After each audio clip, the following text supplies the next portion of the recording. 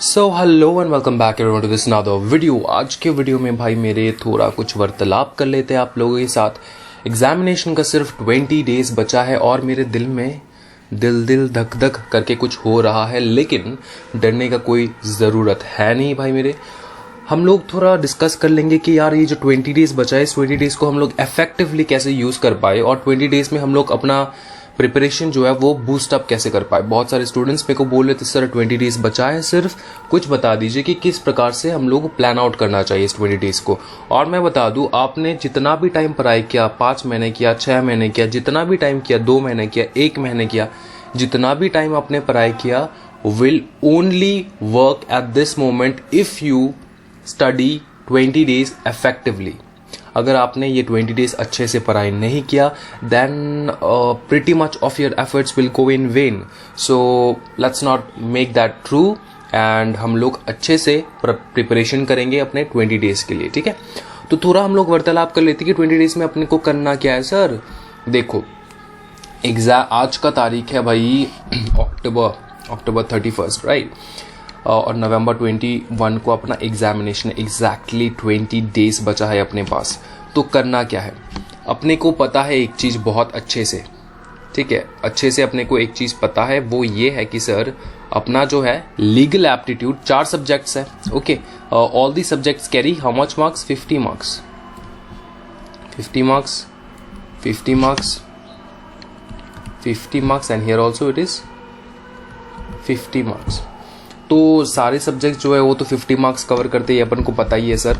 तो हम लोग कैसे इसको, मतलब 20 डेज में इफेक्टिवली किस सब्जेक्ट को ज़्यादा टाइम देना चाहिए, किस सब्जेक्ट को कम टाइम देना चाहिए, वो एक बार बता दीजिए। तो वो अपन को समझना होगा। देखो, किसी भी सब्जेक्ट को ना हम लाइटली नहीं ले सकते, अंडरस्टैंड, बिकॉज सारे सब्जेक्ट्स में 50 मार्क्स है। तो भाई ऐसा तो बिल्कुल नहीं है कि एक सब्जेक्ट में ज़्यादा मार्क्स है और दूसरे सब्जेक्ट में कम मार्क्स है, ऐसा तो है ही नहीं, राइट। सारे सब्जेक्ट्स में 50-50 मार्क्स है। लेकिन ऐसा तो डेफिनेटली है कि कुछ सब्जेक्ट जो है वो थोड़ा टफ है और कुछ सब्जेक्ट जो है बहुत ईजी है, इज़न्ट इट। तो हम लोग उसी प्रकार से जाएंगे कि किस सब्जेक्ट को थोड़ा ज़्यादा अटेंशन देना है और किस सब्जेक्ट को थोड़ा हम लोग अगर लाइटली अटेंशन भी दे तब भी चलेगा। लाइटली मना इन ए सेंस कि थोड़ा कम अटेंशन, ऐसा नहीं कि इग्नोर कर दे, समझ में आ रहा है ना। और देखो एक चीज़ समझो, बहुत सारे स्टूडेंट्स ना इकोनॉमिक्स को डरते हैं, बोलते कि सर इकोनॉमिक्स जो है ना मेरा बैंड बजा रहा है। और बहुत सारे स्टूडेंट्स लीगल एप्टीट्यूड को डरता है कि सर लीगल एप्टीट्यूड जो है ना बहुत ज़्यादा बैंड बजा रहा है।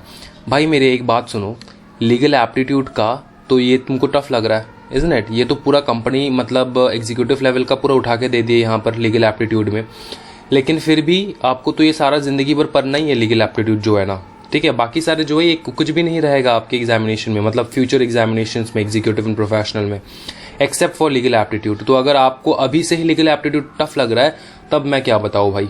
अच्छा, एनीवेज डरने का बात नहीं है, समझो लीगल एप्टीट्यूड थोड़ा भी अगर आपको टफ लग रहा है तो ये वाला सेक्शन जो है रीजनिंग वाला, ये भी तो है, ये भी तो इजी है।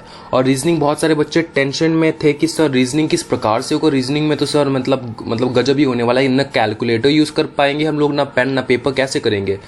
तो भाई ये इतिहास गवाह है कि हम लोगों का जो रीजनिंग हुआ था अगस्त में, उसमें इतना इजी क्वेश्चंस पुट किए थे कि हम लोग नॉर्मली कर पाए। सिर्फ एक या फिर 2, मैक्सिमम 2 क्वेश्चंस ऐसे पुट किए थे जो थोड़ा कैलकुलेशंस का दरकार था। सो उसको इग्नोर कर देना अगर ज़्यादा कैलकुलेशंस का दरकार है तो। टाइम वेस्ट मत करना, टाइम का कमी है, इज़न्ट इट। तो बात यह है कि आप डरो मत। लीगल एप्टीट्यूड में आपको थोड़ा डर लग रहा है भाई, रीजनिंग आपको बचा लेगा, और रीजनिंग में डर लग रहा है तो एप्टीट्यूड आपको बचा लेगा। तो कुछ ना कुछ पोर्शन जो है ना आपका जो है स्ट्रॉन्गर रखो, जिसको आपको मतलब मदद हो जाए बचाने के लिए, अंडरस्टूड। उसके बाद होगा आपको इकोनॉमिक्स प्लस बिजनेस एनवायरनमेंट। भाई बिजनेस एनवायरनमेंट का जो है मतलब क्या बताऊं मैं, बहुत ही इजी है बिजनेस एनवायरनमेंट। और एक बात बताओ, टोटल आपको लाना कितना है, 40%। आपको ये 50 मार्क्स पूरा थोड़ी ना लाना है भाई। तो हम लोग को ये चीज़ तो बहुत ही अच्छे तरीके से पता है भाई कि 40% है, मतलब टोटल में, इन टोटल मतलब इकोनॉमिक्स से 10 मार्क ले लो, बिजनेस एनवायरनमेंट से 10 मार्क ले लो यार, पास हो आप। 20 मार्क्स लाना है सिर्फ पर्टिकुलर सब्जेक्ट में, समझ में आ रहा है। जो बच्चे डर रहे हैं उनके लिए मैं बता रहा हूँ, समझ में आ रहा है। ऐसा नहीं कि सिर्फ 20 मार्क्स लेकर आना है, मार खाओगे, सच्ची में बोल रहा हूँ मैं, ठीक है। मम्मी से मार खाओगे, क्योंकि आपको मम्मी को मैं कंप्लेन कर दूंगा, इतना अच्छे से पढ़ा के रखा हूँ मैंने और आप लोग मतलब 20 मार्क्स लाओगे, कोई बात है ये, ऐसा नहीं होना चाहिए, ठीक है। तो 20 मार्क्स जो बच्चे डर रहे हैं उनको मैं बता रहा हूँ कि पास होना कोई बुरा बात नहीं है, बहुत ईजी बात है। 20 मार्क्स लाना है 50 मार्क्स से आराम से। इकोनॉमिक्स का थोड़ा ले लो, इन्वायरमेंट का थोड़ा ले लो, हो गया भाई। और एक चीज़ जो है वो ध्यान में रखना है, वो ये है कि सिर्फ 40% लाने से नहीं चलेगा। 40% तो ठीक है कि ईच इंडिविजुअल सब्जेक्ट में हम लोग 40% के बारे में बात करें, लेकिन एक चीज़ भूल मत जाना, ये ओवरऑल 50% चाहिए होगा। तो जिन स्टूडेंट्स ने मतलब ओवरऑल 50% लाए, ऐसे भी स्टूडेंट्स हैं जो लास्ट एग्जामिनेशन में मुझको बताया सर मैं तो एक्चुअली में पास हूँ, 104 आया मेरे को, 105 आया, लेकिन उन्होंने 40 मार्क्स का जो क्राइटेरिया है वो फुलफिल नहीं किया तो फेल हो। और ऐसे भी स्टूडेंट्स हैं जिनको मिला है अराउंड 40 मार्क्स, ईच सब्जेक्ट में 40 मार्क्स है, लेकिन 100 मार्क्स क्रॉस नहीं किए, मतलब 50% क्रॉस नहीं किए ओवरऑल, वो भी पास नहीं कर पाए, राइट। तो ये चीज़ ध्यान में रखना कि मेरा मतलब बोलने का यही मतलब है 40% अगर लाना है तो 40% उस सब्जेक्ट में लाओ जो बहुत वीक हो, आप मतलब बहुत डर रहे हो, समझ में आ रहा है, उस सब्जेक्ट में आप 40% ला सकते हो। लेकिन ऐसा तो नहीं है ना कि सारे सब्जेक्ट्स में आप वीक हो।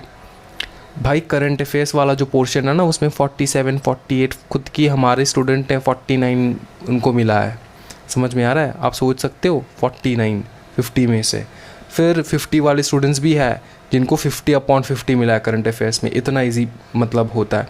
बिजनेस कम्युनिकेशन में स्टूडेंट्स है जिनको 47 46 ओके 48 49 मिले हैं, अंडरस्टूड। हमारे अपने स्टूडेंट्स लास्ट टर्म के, समझ में आ रहा है।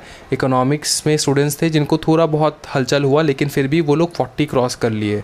So that is very easy, exam easy होता है, उतना टफ नहीं होता है, उतना मतलब डरो मत।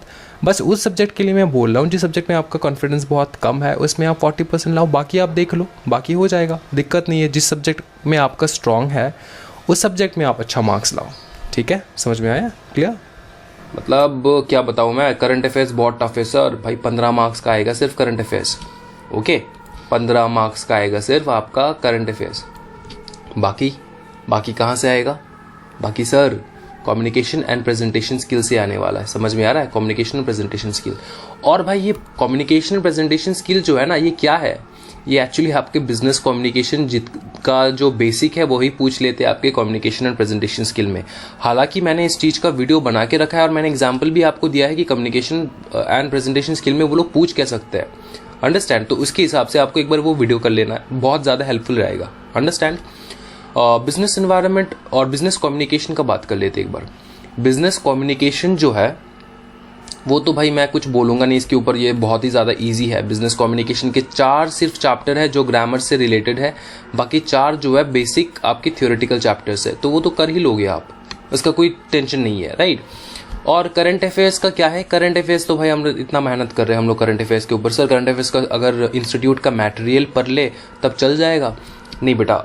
अगस्त में एग्जामिनेशंस में जो है ना करंट अफेयर्स बाहर से पूछे गए हैं, इंस्टीट्यूट के मटेरियल से भी पूछे 2 3 4 क्वेश्चंस, लेकिन उसके बाहर से भी क्वेश्चंस पुट किए गए हैं। लेकिन इतना इजी क्वेश्चंस पुट किए गए, मतलब आप क्या, आपका छोटा भाई जो है ना वो भी आंसर दे देगा, समझ में आ रहा है, इतना इजी करंट अफेयर्स पूछे वो लोग।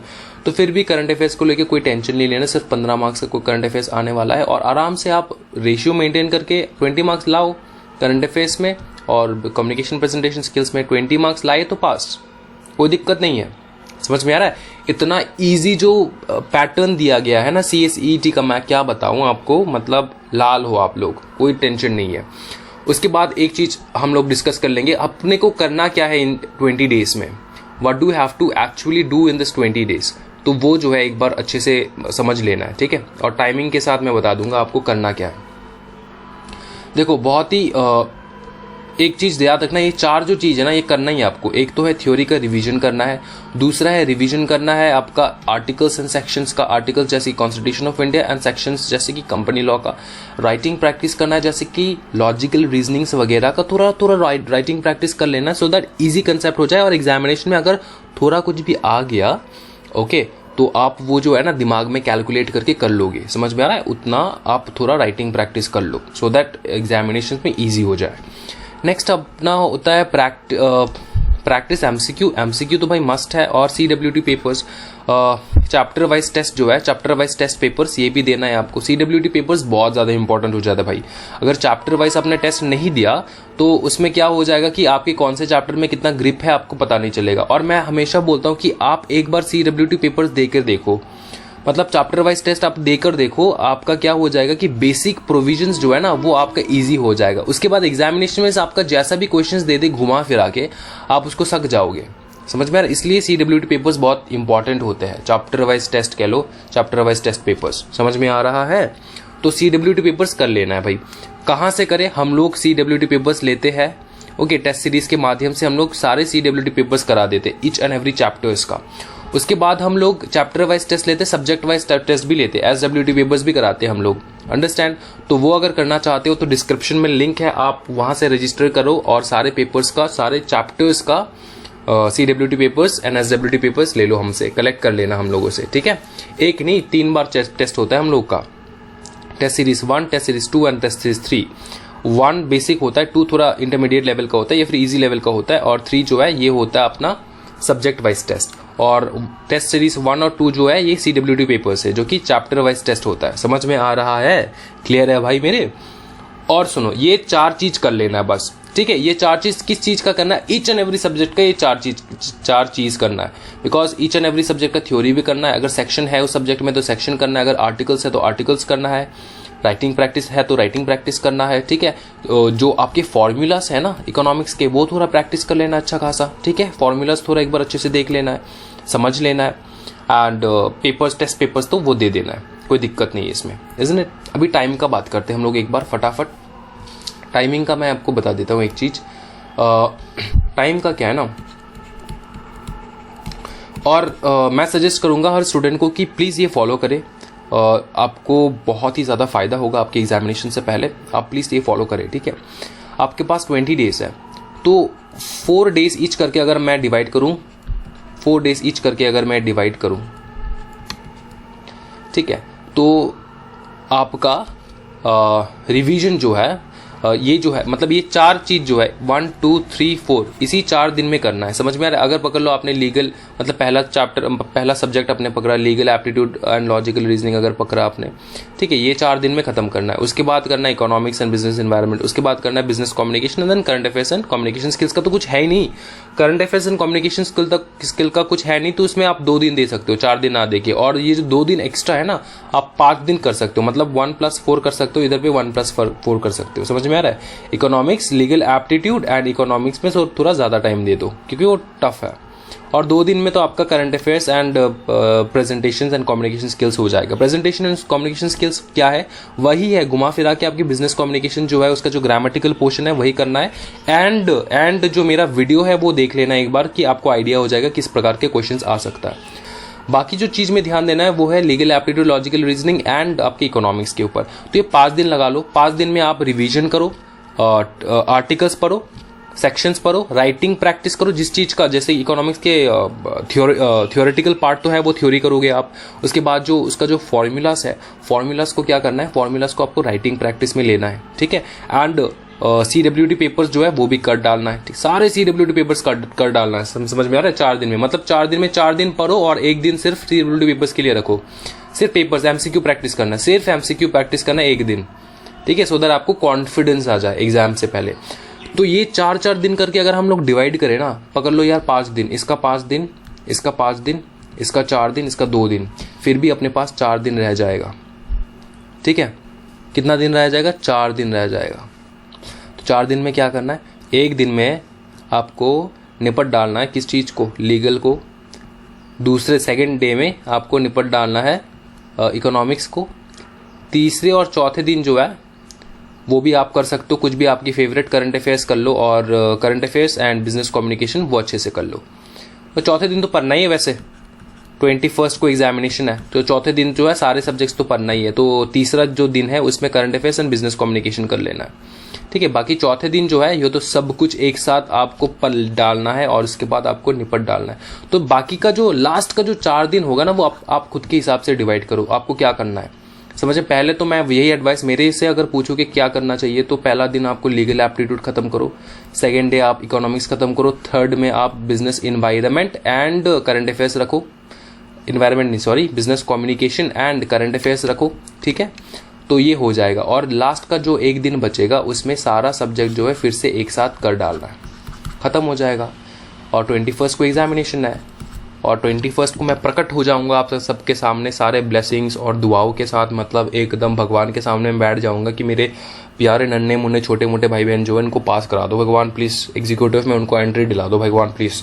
तो मैं वो कर दूंगा, मेरी साइड से प्रेयर रहेगा। आप प्रेयर में टाइम वेस्ट मत करो, प्रेयर जो है वो मैं कर दूंगा आपके, ठीक है। आप जाके पढ़ाई करो, प्रेयर मैं करूंगा, आप बस पढ़ाई करो अच्छे से। तो पढ़ाई जो है वो भाई आपको ही करना है, ठीक है ना। और एक चीज़ मेरे को इन्फॉर्मेशन देना था सारे स्टूडेंट्स को, ये बहुत इंपॉर्टेंट है। तो जितने भी स्टूडेंट्स ने मेरे बुक्स जो है वो खरीदे थे, तो उनको मैं बता दूं कि करंट अफेयर्स का जो है मैंने जनवरी से लेके सितंबर तक सारा जो है लिख डाला है, और आपको करंट अफेयर्स जो है मैंने अवेलेबल करा दिया था, राइट। 9 मंथ्स का, लास्ट 9 मंथ्स का करंट अफेयर्स पूरा मैंने दे दिया है, जो भी रिलेटेड है आपके एग्जामिनेशन के थ्रू, एग्जामिनेशन के सिलेबस के हिसाब से। और एक मंथ बचा है, एक मंथ जो कि अक्टूबर का मंथ है।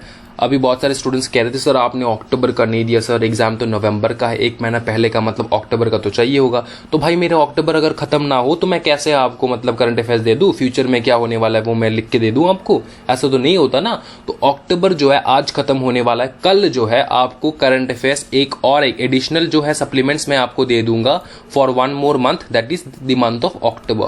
अक्टूबर के लिए जितने भी करंट अफेयर्स है वो मैं दे दूंगा। और पिछले 9 मंथ्स का तो करंट अफेयर्स है ही, 9 + 1 10 मंथ्स का करंट अफेयर्स हो जाएगा। नॉर्मली 6 मंथ्स का पढ़ना चाहिए, लेकिन हम लोग का 10 मंथ्स का हो जाएगा करंट अफेयर्स। तो मतलब बवाल एकदम, कोई टेंशन नहीं है। तो सप्लीमेंट्स आप कैसे रिसीव करोगे? जितने भी स्टूडेंट्स ने परचेज किया उसका जो परचेज आईडी है, ऑर्डर आईडी है, स्क्रीनशॉट्स है, वो मुझको फॉरवर्ड करें, ठीक है। मेरे नंबर पे, मेरा नंबर कौन सा है भाई, नंबर दिखा दूं मैं, इधर पे नहीं है, इधर पे नंबर है मेरा 8787374539। इस नंबर पे आपको टेक्स्ट करना है, व्हाट्सएप करो, टेलीग्राम करो, कुछ भी करो, तो उसके बाद मैं आपको अवेलेबल करा दूंगा। स्क्रीनशॉट मेरे को भेज देना, या फिर जो PDF फाइल है जो आपके मेल में जाता है आफ्टर परचेसिंग द बुक, वो भी आप मेरे को सेंड कर सकते हो। तो मैं आपको करंट अफेयर्स का जो है आपको दे दूंगा सप्लीमेंट्स टुमारो, नॉट टुडे। तो आज मेरे को डिस्टर्ब नहीं करना है, आज मेरे को एकदम डिस्टर्ब नहीं करना है। आज मेरे को करंट अफेयर्स जो अच्छे से देखना है अक्टूबर का, समझ में आ रहा है। मेरे को डिस्टर्ब करोगे तो गड़बड़ हो जाएगा, समझ लियो।